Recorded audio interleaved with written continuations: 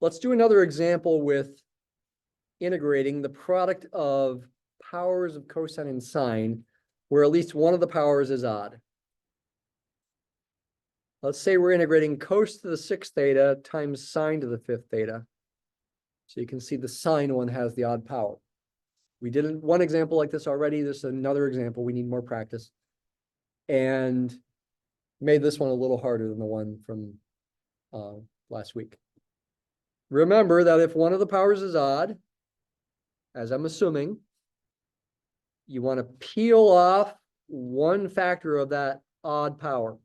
So write sine to the 5th theta as sine to the 4th theta times sine theta. Sine had the odd power. If cosine had the odd power, then I'd peel off one factor of the cosine. If both of them have an odd power, that's okay. You can peel off either one factor of sine or one factor of cosine. It doesn't matter.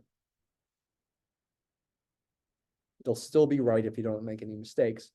Your final answer will actually look different depending on which one you do, but it will be equivalent. They'll either be equal, though it'll be difficult to tell, or they might be vertical translations of each other, the graphs of those functions, because they would differ by a constant. If they're vertical translations, it's still equivalent because they still have the same derivative.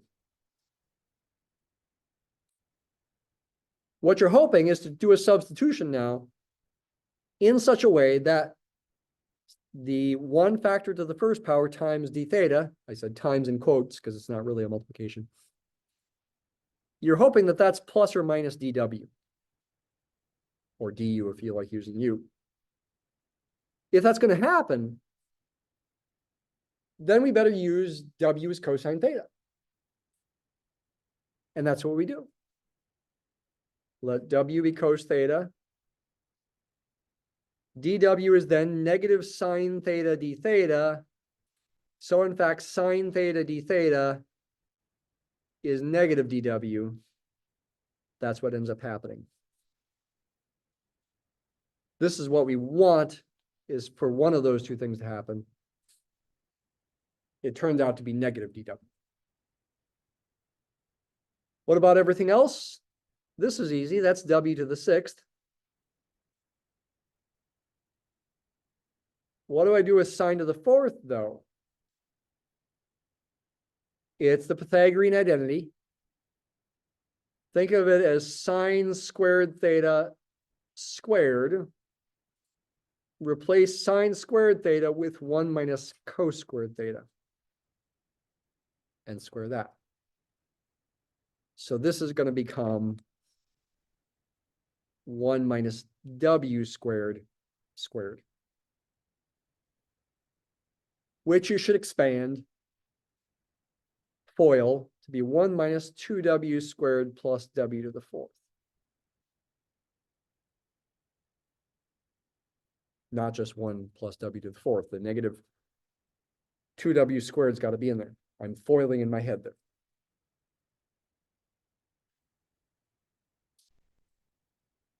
So after doing all this, the negative dw, the negative sign can be brought out in front if you like, although you don't have to do it that way.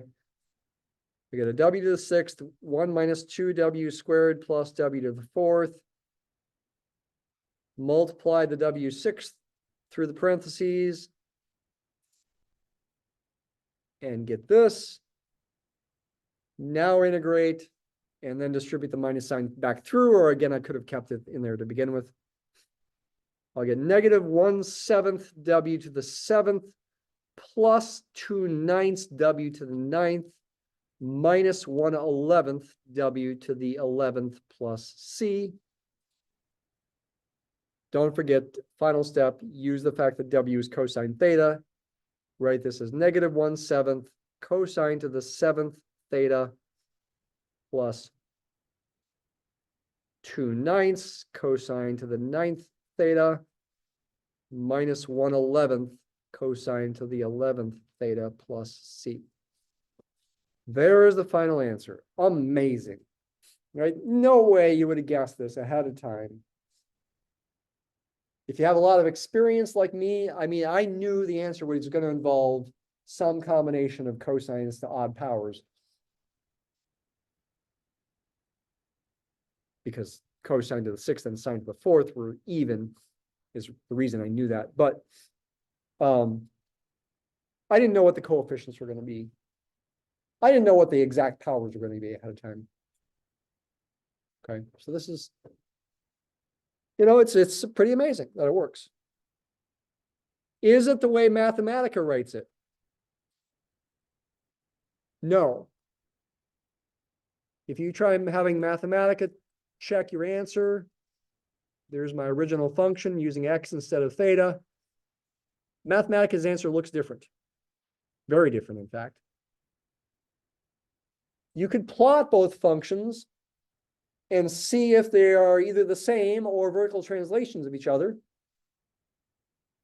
For the sake of saving time and typing, let me do something else. Let me plug in into Mathematica's answer, that previous output. I'm going to plug in x equals 0. This is the syntax for taking the previous answer with the percent sign, do a slash dot in curly braces, x arrow 0. We'll plug in x equals 0 into that. What do I get?